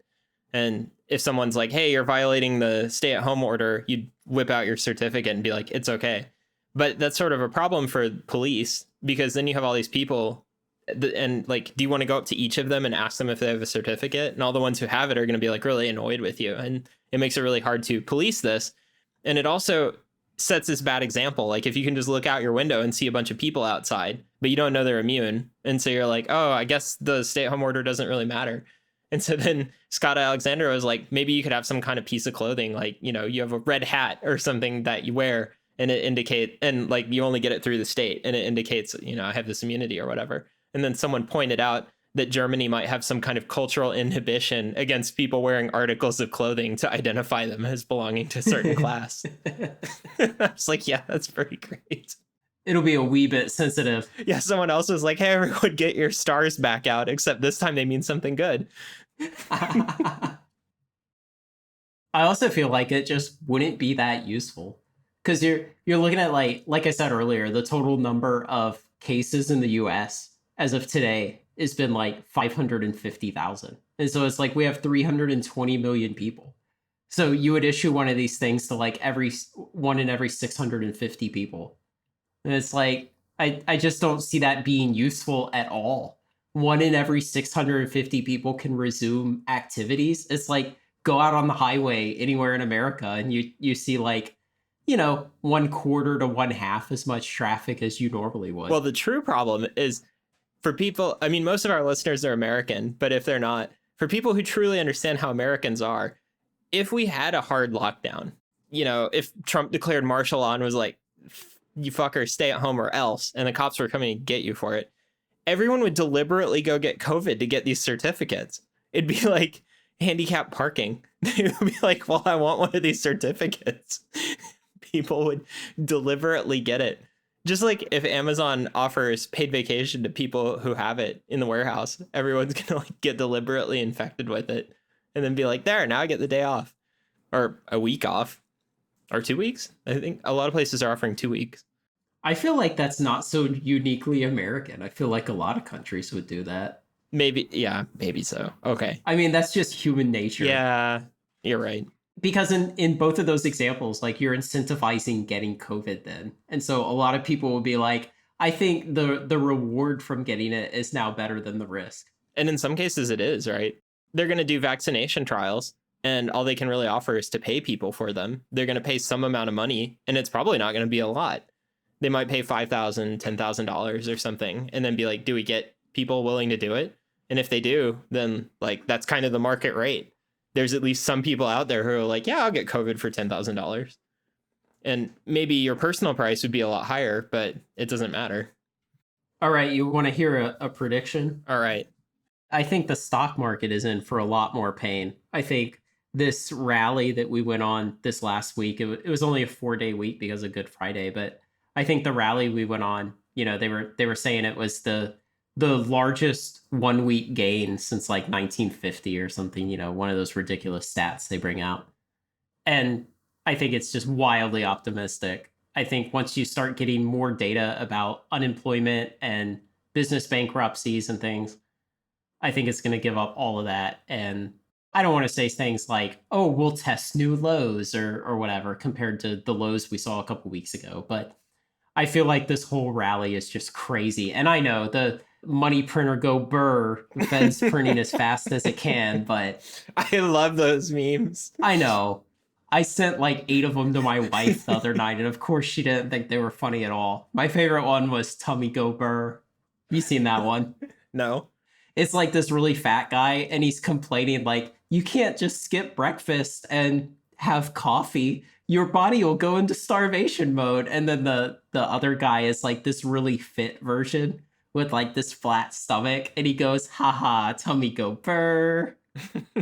What I really enjoy about the money printer memes is there'll be like an animated GIF where someone's like cranking a machine and money's spraying out of it. Yeah. And what I think's really great is I'm pretty sure that money machine is nowhere near fast enough. It's spraying out like $100 bill per frame. It's like a minigun of dollars. And it's like, that's not remotely the rate. It would be like Niagara Falls of money, and it's $100 bills. If any of you make YouTube videos, please make a YouTube video of what the money printer would have to look like to scale. Show us the dump trucks of money that it would take or whatever to actually match this. I want to see it at scale. Yeah. At 120 frames. What does it really look like? How much money? $2 trillion? Is that the amount? I think it's 2 trillion like multiple times now. And then really like the it's open-ended also. Because the Fed's like, we'll backstop junk bonds and just crazy stuff, So if I'm remembering right, 2 trillion's like, it's like amount of money the size of like a building or something like that. And so then if you say, okay, I'm going to dump that over a period of 24 hours, it'd be like kind of a money like river or something like that. Yeah, I want to see that to scale. Someone please animate that. I know that I'm saying like the market will go against the Fed and you should never bet against the Fed because it will just print as much as necessary. But I feel like the stock market action in the last week is just crazy. And then I go down and I read, articles about particular stocks I'm interested in or industries or something. And, AMC Theaters is in the process of filing for bankruptcy or is seeking bankruptcy protection or it's starting to negotiate a bankruptcy, something like that this weekend. And you go out and you look, well, okay, yeah, movie theaters are pretty much screwed. Like they were probably on a slow roll of their way out before COVID, and now this will just like vastly speed up how fast the movie theater industry dies. Yeah, I looked after our podcast where we talked about them before, and I think the peak was in like '07. Wow. So it's been on a decline since the last economic hit. And yeah, they're not as compelling. And then also fitness centers like gyms that you go to. Yeah, let's have a place where our business model is pack people in and have them respire aggressively. And so that's probably not going to survive very well. It'll probably survive better than theaters, but probably a lot of those are going bankrupt. And so then I went out and I looked at one particular stock that I'm sometimes interested in. I don't own any of it right now, but it's a company called Realty Income, and it's a real estate investment trust. And so like they basically own property and they do what's called a triple net lease. And they lease out to companies like FedEx and Walgreens and CVS, but also to a couple different theater chains and fitness centers and things like that. And so I just did like the dumbest analysis you could. I went back to their most recent investor slide deck from their first quarter results. And I just scrolled through until I found the slide of like their top 20 tenants by revenue. And then I just read through those top 20. Two of them are movie theaters and two of them are fitness center chains. And so I just added up the revenue. And so 11.4% of their revenue was from these two theaters and two fitness centers. And it's like, okay, some percentage of that 11.4% is going to go away. Like they're probably just going to go bankrupt, like these franchises. And they won't be coming back as revenue. Some of them will reorganize and probably come back, but at lower rents than they were paying before. But that doesn't even touch on all the rest of the theaters that the company leases to, all the rest of the fitness centers, all the restaurants, all the other businesses that are in danger, some percentage of each which will go bankrupt or, close and never reopen. And so I looked at the stock price action of this company and, before COVID, it was somewhere in the 70s, like $70 a share, something like that. And at the worst, it dipped down to like 30 or 35 or so, something like that in the 30s. And now it's already up into like the mid 50s again. And so it's just like, oh yeah, everything's great. Let's just go along. It'll be awesome. And it's like, wait, but I can point to like maybe so high as 10% of your revenue is going to go away. And it's not just a 10% problem. It's that sometimes when you take businesses like this and you cut out small amounts of their revenue, suddenly they're subject to huge diseconomies of scale. And so it's like you can change the entire business drastically with small differences in revenue. You'd have to do a deeper analysis of this because like another thing is what's that company's cash position? Like what if they're sitting on 1 year of revenue worth of cash in the bank? Oh yeah, I don't think the company Realty Income is going to go bankrupt. But the danger is to all the people who invest in it strictly for the dividend. That's the issue. Oh, okay. I didn't know it was a dividend stock. Yeah. And so that's what I feel like the unwarranted optimism is about. It's people who are like, oh yeah, it'll be fine. Like, let's go ahead and bid the stock price back up to the 50s and, probably we'll blow through that into the 60s in another couple weeks on that stock, And it's just like, guys, we were in the 60s on that stock like a year ago. And a year ago, things were awesome. Like you could have actually made a good argument for that price for the stock. And it's like, now we're in the year 1 AC. And you're saying that that's still a good stock price for that. Well, maybe up to 10% of its revenue is going to go away. I think probably one of the motivators for the market, though, is, I mean, it's like we talked about the money printer, but like dollars aren't worth as much. So like the numerical value of stock prices is going to be a little different, right? I know you have to fight the Fed on this, but I don't know. I feel like that's kind of a microcosm of what I see out there in the last week in the stock market. It's like, guys, I feel like this stuff has just kind of gone crazy. The stock market recovery has way blown by the economic recovery. Like the economy is not done getting its balls kicked yet. And the stock market's just like, everything will be great. Well, so then the obvious question is, so how are you betting against the market? Are you? So far, all I've done is stop buying new stocks. You should be buying puts on everything, right? Yeah. If I had enough conviction, I would be. But you don't. I guess not. Obviously, I don't if I'm not placing money against this idea yet. It's kind of too much, right? It's like, well, it's like the whole market. And I mean, I don't know. I hate just bringing out like the market can stay irrational longer and you can stay solvent. That's not really the case here, but it's like the market's doing something weird that you don't understand.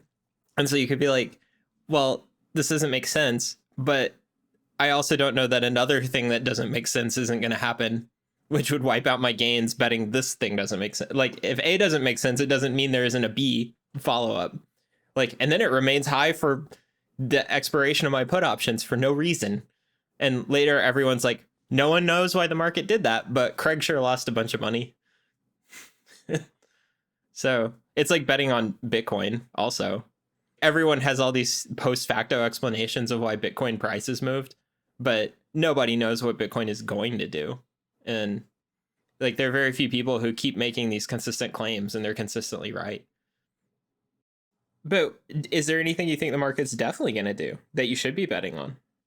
It sounds like maybe you haven't thought about it really hard. I think over a very long period of time, the market will continue to go up. Yeah, that's true. It's interesting though. I saw a really, really good post by somebody who basically argued that you should not even assume that. I've been wondering that for a while now, but I've been proven wrong so far. Because I feel like one of the things that has fundamentally changed about the market is index funds. And we're still seeing a lot of different effects from that. I guess anyone who reads Matt Levine's money stuff will know, or if you read a lot of other news sources, one of the issues that's coming up with index funds is that as more and more, well, also just an aside, an index fund is just something where you buy like the portfolio that goes into an index. So there's like the Dow Jones or the S&P 500 or whatever. And so when you invest in index funds, they just buy the same stocks that would make up the S&P 500 and they hold them. But also an index fund is usually valued way lower than the sum of those shares. Like some of those shares will cost many thousands of dollars, but you can go to the index fund and just buy one share of the index fund. And it might be like a few $100. So they buy and then hold these shares of stock that everyone's asking them to buy. But that means that the entity doing it, which might be Vanguard or I don't know, I can't remember who else holds them, but Vanguard's a good example. They end up holding a shit ton of S&P 500 stocks. And they also hold the voting rights for those companies. And so something that's sort of gradually happening is the few largest index funds in the world are gaining an enormous amount of control over corporate boards because they'll have 40% of voting shares or something like that. The other thing is because these indexes are meant to just sort of mimic the market at large, they often hold competitors. And so you'll have this situation where someone is a very large stockholder in two companies that are competitors. And so when those companies are like, hey, what should we do? They're sort of like, hey, maybe don't compete as hard because I hold both of you. I'd prefer that you guys just sort of act like an oligopoly instead of one of you trying to beat the other one.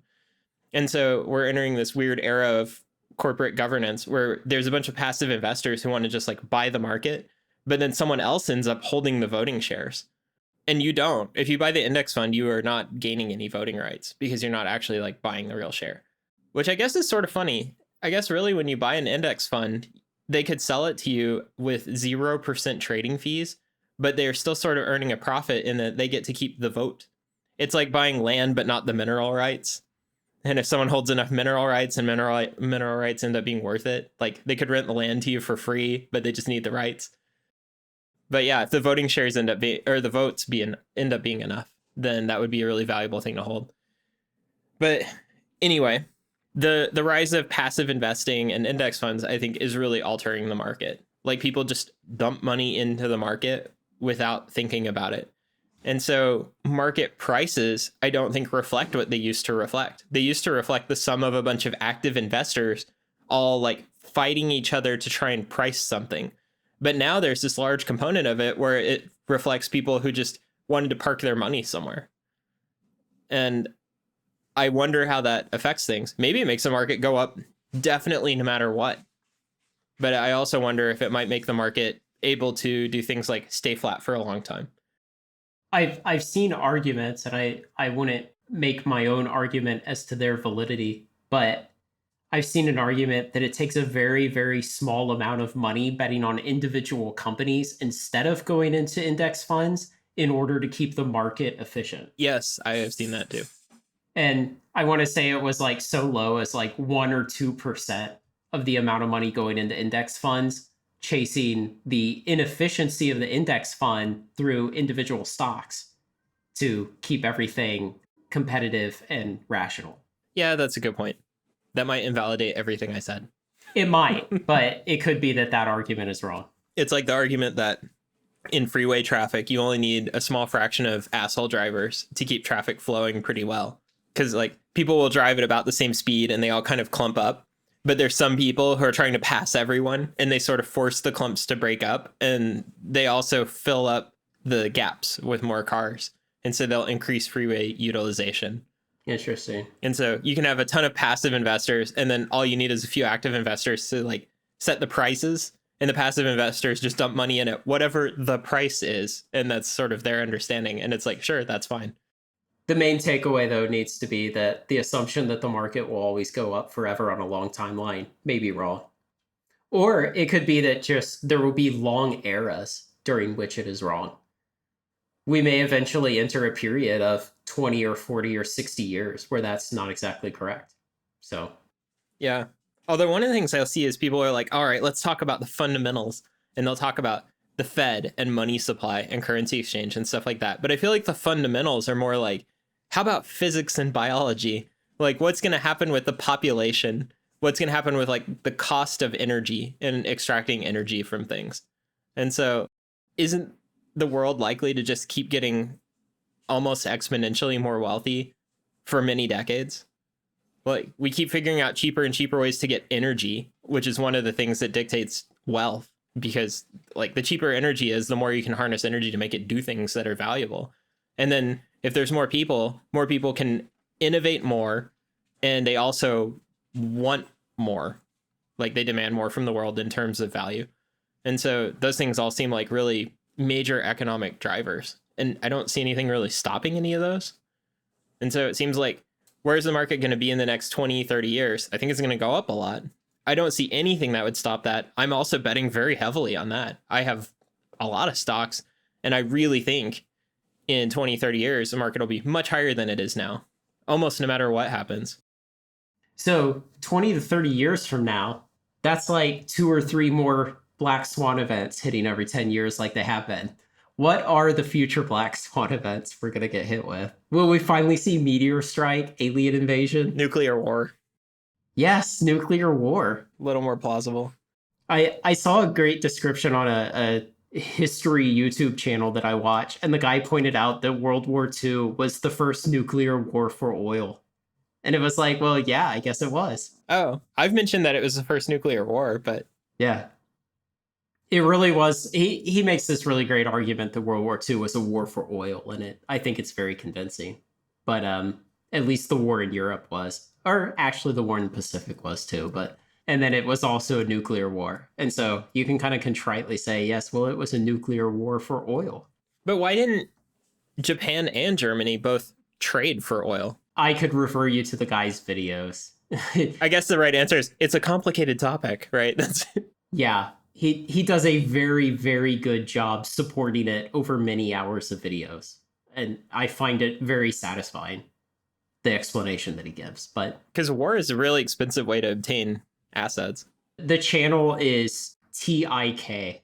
I don't know. It's just those initials, TIK. And it's a history channel on YouTube. Okay. And yeah, it's really worth it. He's amazing. Also, World War II didn't really have to be nuclear. That's just kind of how it went. Yeah. That was sort of at the option of the United States. Mm-hmm. So we need 2 or 3 black swan events to bet on. One I think's going to actually happen is student loan debt crisis. Okay, that's kind of convincing. I feel like that one is not cast in stone yet. But if we go maybe like another 5 or 10 years the way we are, it probably will be too much to unravel ever. Well, I feel like it has a lot in common with the housing crisis. Like, basically, the federal government was like, hey, we want more of something. So they incentivized it. Then you got more. And people were like, what can we do with this financial instrument? And the goal is just to get more money from the government and the taxpayers. But the problem there was not a commensurate amount of value wasn't being created. Like, people weren't building houses that were more valuable. They weren't buying houses in a way that increased their value. It was just like the prices were going up. And then eventually there was like this great unwinding where it turned out all this debt was backed by nothing. And I feel like that's exactly the case with student loans. People have all of this debt and it's backed by nothing. Like, college education's already really stupid. They're just a way to get a credential. But in this case, because the credential is part of a zero-sum game, you're competing to stand taller than everybody else. If everyone spends a whole lot more money on a zero-sum game, what's like the backstop for all this debt? Where's the value that's being created? If you have a whole bunch of countries that are fighting these wars, and then they all start doing like war bonds to fight each other, and then at the end they declare an armistice or whatever, and it's like, okay, what were those war bonds? What's this debt really buying us? And it's like kind of a lot of value destruction. It didn't actually get anything useful. And that's what school is for. It's like this credential fight. You want to have a higher credential than everybody else so you can get a better job. And so people are going to like $100,000 of debt to get like a liberal arts degree or whatever. And so eventually I think people will just be like, well, what would have to happen is a policy change where they're like, sure, you can default on this debt. You can discharge this debt. And that I think will cause something of an unwinding, because there's companies that hold this debt. There's companies insuring them. And there will be this realization that there was a whole bunch of imaginary value that wasn't really created. And when people try to collect on this debt, it'll be like, there's nothing there. Yeah. And that you need to start having some real lending standards. You need to actually say, who are you and what are you going to study? And student loan debt's like, it's like 1 trillion, 2 trillion, something like that. Money printer knocked that out in no time. Well, that's the thing. As we now know, $2 trillion is, that's when you start talking about real money, right? That's like, so it's enough to have, as far as we're concerned, a significant impact on the economy. We say, well, if we print it in this direction, it'll matter a lot. And so if all of that it turns out to be debt that's backed by nothing, that'll also matter. So that's my vote for a black swan of the next 10 years or so that no one saw coming. Yeah, and that sounds really good because it's also, I think it's one that really could happen in the next 10 years. I think that's a very convincing argument. I like crazier stuff like a meteor. Meteors are getting less and less likely. People are scanning the sky looking for them. We get closer to a technology level where a hobbyist could shoot one down for fun. Yeah, I guess we do have a lot of missiles that we could shoot at meteors as they come in. I mean, depending on how much time you had to set up, you could just... A missile is not the right tool. You know that. You could just pelt it with missiles. Do like in that movie Armageddon, right? It's an asteroid the size of Texas. We got to drill down 800 feet. And then do a nuclear blast. And it was on a fault line, too. Do you remember that? They were able to measure the fault line from the ground. Why is this tectonically active? But yeah, the joke I always made was like, imagine you're standing at the Texas border. You're in Oklahoma and it says, welcome to Texas. Then you walk 800 feet in. How far into Texas are you? Not very far. But the other argument that I've heard is, well, what you want to do with a nuclear blast is produce a propulsive effect in the opposite direction. And so all you want to do is bury the nuke enough that it's going to push material in the other direction, which I actually think is a pretty solid argument. Yeah, and you just need to barely nudge it off course if you're far enough out. Yeah, but you don't want to detonate the nuke on the surface because then it can't push any mass. And so maybe I was wrong making fun of that movie. Maybe that's one of the few not stupid things about Armageddon. Although I think I would also argue that 800 feet might be kind of a little on the deep side. I don't think you actually want to go quite that far, because a nuclear blast will propel matter at a very high velocity. And so you might only need 20, 30 feet, something like that. 800 might be enough that you don't produce a bunch of ejecta. Yeah, you're going to have to find a depth that balances the mass of the ejecta versus its velocity to create the highest momentum. Right. And so really what would happen is you land your team of idiots on the asteroid, and then they would start drilling, and then what they drilled into would tell you how far to go. And people back at mission control would be like, okay, stop now, and put the nuke in there. But I think probably for actually dealing with an asteroid, you'd want to either hit it with just impactors, or you'd want to land a craft on it that did something like laser or solar or something like that. So I don't think you're just going to nuclear missile it, as cool as that would be. Yeah, by the time you could hit it with most of the missiles we have, it would be too low, and you just couldn't do enough at that point to really matter. It wouldn't do anything at all. You would hit it with a nuclear missile, it would break up, and then it would still impact the Earth's atmosphere and surface with the exact same amount of energy. Except now it would also be slightly radioactive. Would it have more surface area, though, and so more of it would burn up? That doesn't really matter.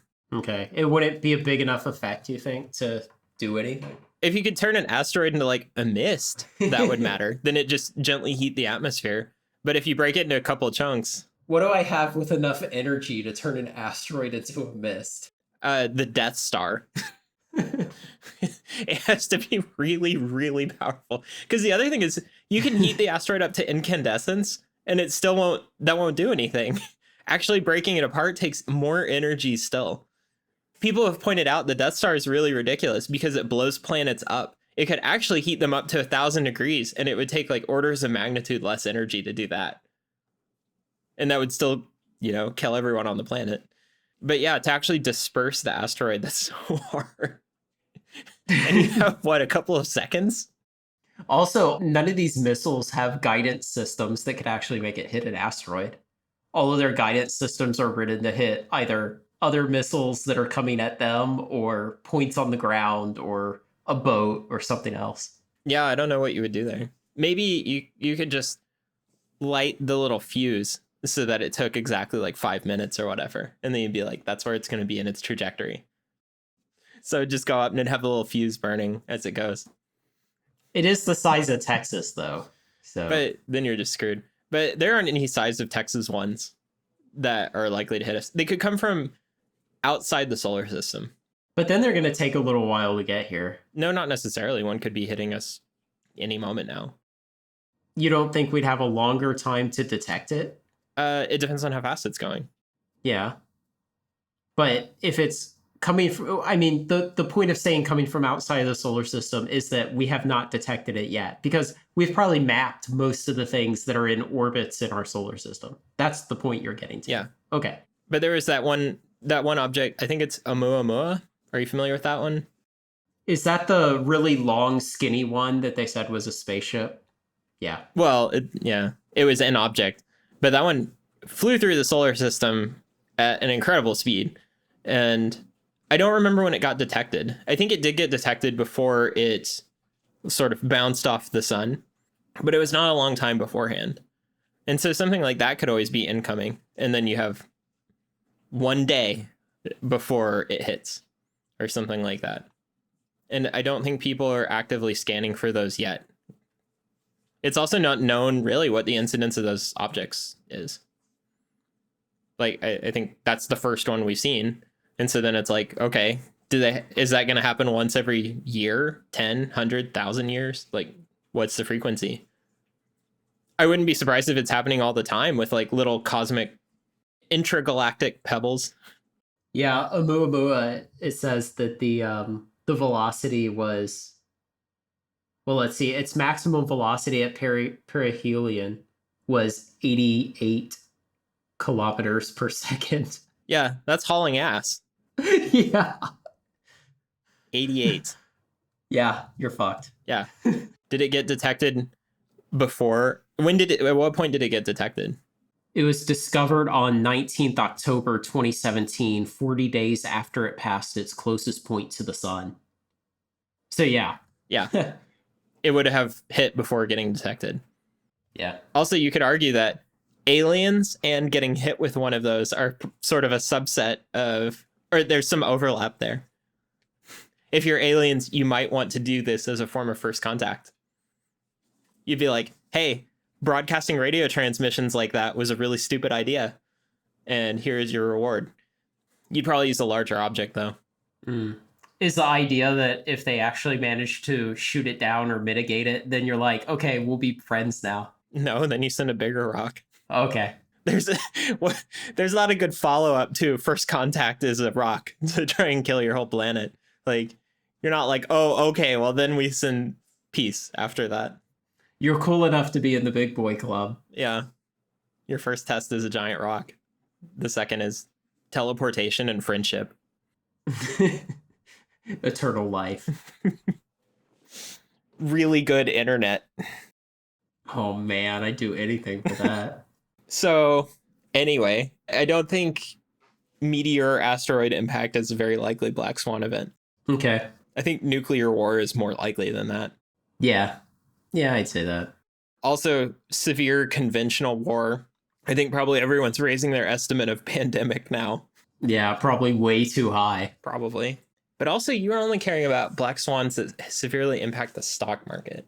I'm pretty sure if something's going to be a black swan event, it's going to have a material impact on the stock market. Unless it's some sort of strong AI that's trying to optimize the stock market to only go up. No one could have predicted it, but things turned out way better than we expected. Except there's no actual value creation. It's just the stock market goes up.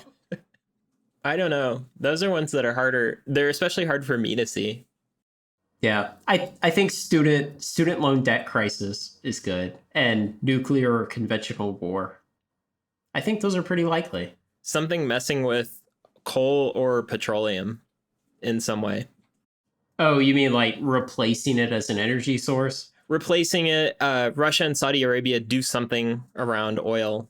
I don't know what. So like workable fusion energy, I guess, could be one. That would change things a lot. Nah, that won't affect the market though. Because, okay, so there's the Stellarator project going on, and there's ITER also going on. Say both of those succeed wildly. They turn them on and they're like, everything works way better than we expected. We're getting 20x the energy out that we put in. So where does that put you? You can do a lot of marginal economic things that were prohibitive because of the cost of power involved before. You can now do them. No, you can't. No, now you have a proof of concept that tells you that in 10 to 20 years, you'll be able to do that. Right. You still have to build fusion reactors everywhere. Okay, well, then you just push out the Black Swan event to the rollout of enough fusion reactors to make those marginal economic things viable. Yeah, but now it's like a black, gentle trickle of feathers coming down. Like, if you spread the event out over 10 years, it's not an event really anymore. I mean, I guess. But, like, say you definitely prove beyond a doubt, like, here's viable fusion. Anyone can do this in their country. We open source the plans. They're on GitHub. You still have to spend over $1 billion, I think, to build one of these fusion reactors. There's not a very good economy of scale because they're over $1 billion. It's a fucking fusion reactor. Dude, you turn on that money printer, you print 2,000 of those reactors in a couple days. But you can't. That's the thing. The money printer won't even get it because, like, there's not an unlimited number of, like, cranes in the world or factories making neodymium magnets. Like, there's this capacity for how quickly you can build fusion reactors. And also, they don't have infinite utility. They don't make infinite energy out of nothing. They make energy that's cheaper. And so they're going up against, like, your existing coal infrastructure or whatever you've got. So you start trying to build these plants, you build one in like New York and build one in California and stuff like that. And there's this promise of energy is going to get a little bit cheaper in a while. In 5 years, it'll be a little bit cheaper in this area. Maybe some businesses move there, like factories. And they're like, oh, it's going to be cheaper here soon. That's not like a huge paradigm shift. I think when people think of fusion, what they imagine is you're going to have like a little battery, but it produces the same amount of power that comes out of the wall, and it does it for free. It'll be like magical, like the arc reactor in Iron Man or something. And it's not at all like that. It's like cheaper energy that comes at this very high startup cost.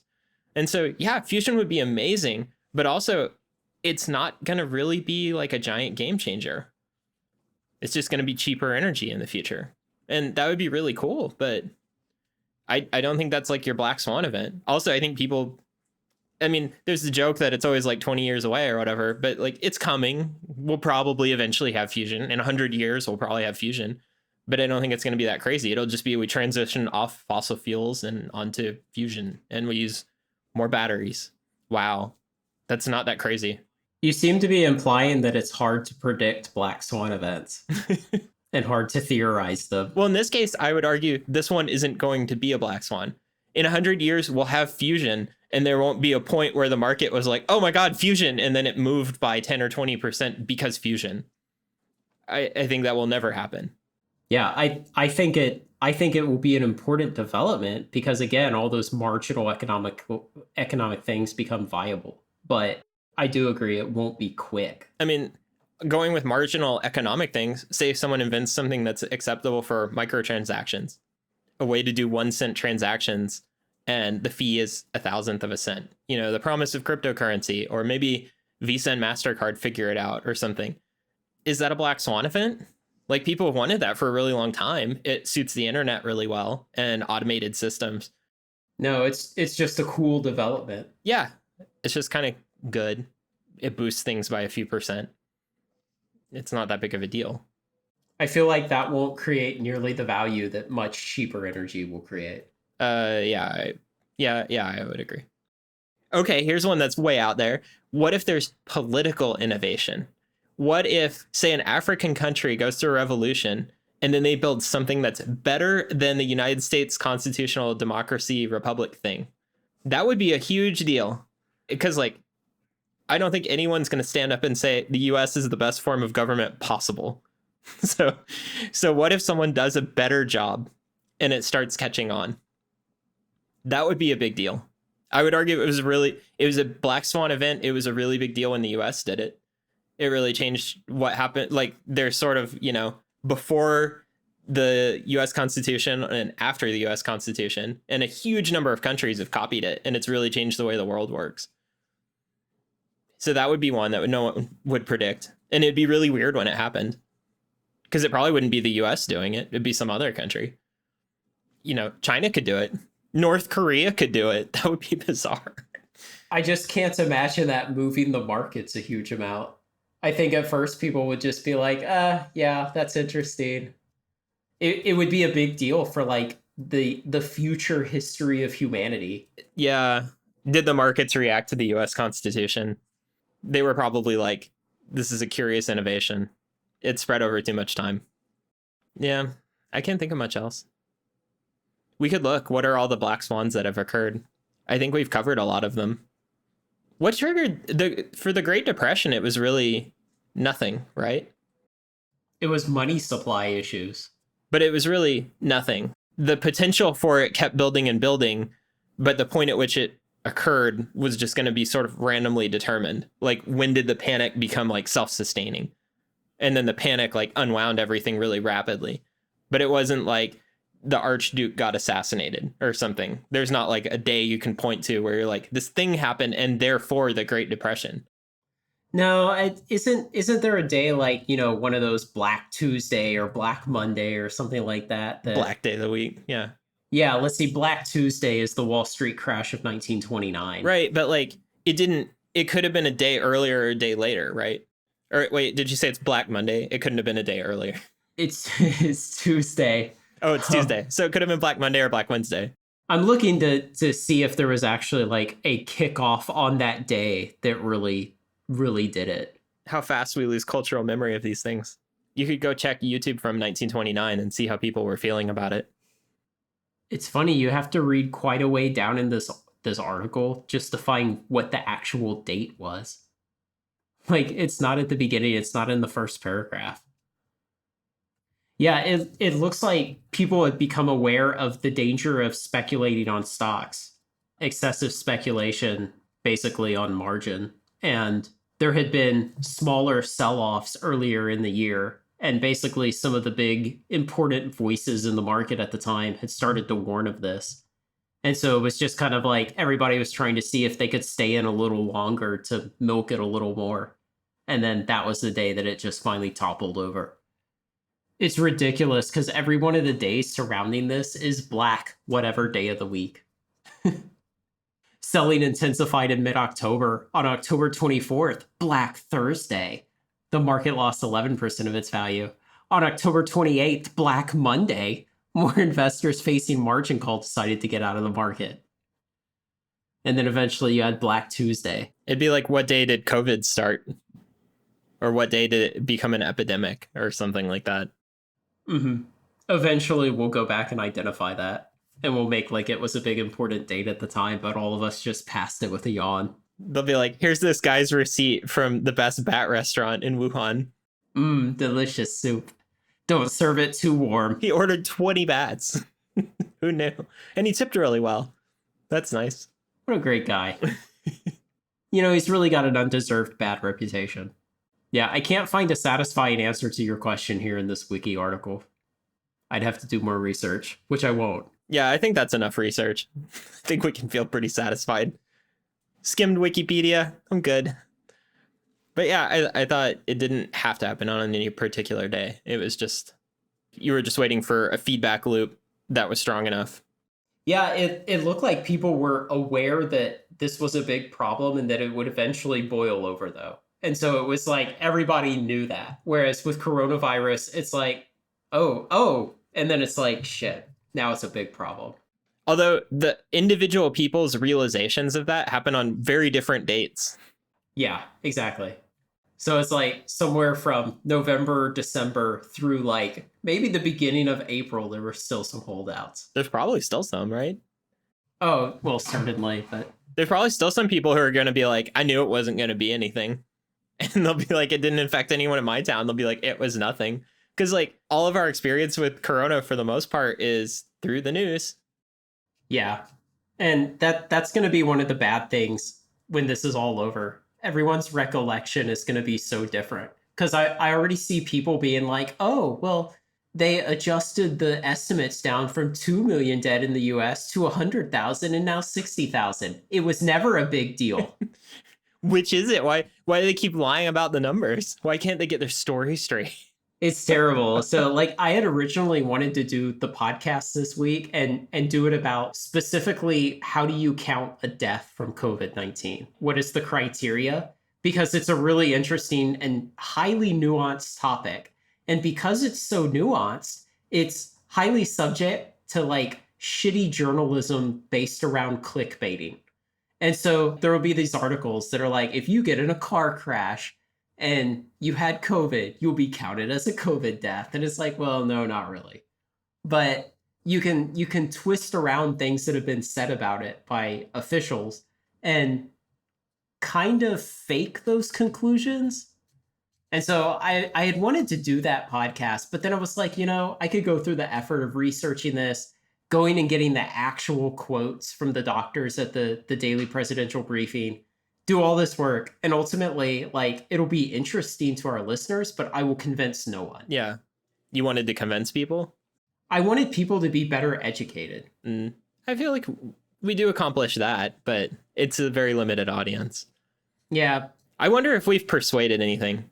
Oh, I'm sure we've persuaded people of lots of things, like lots of individual cases of people being like, I've rethought my conclusions on this. Yeah, you probably changed some people's minds about Tesla. I know you changed my mind in the first Tesla episode.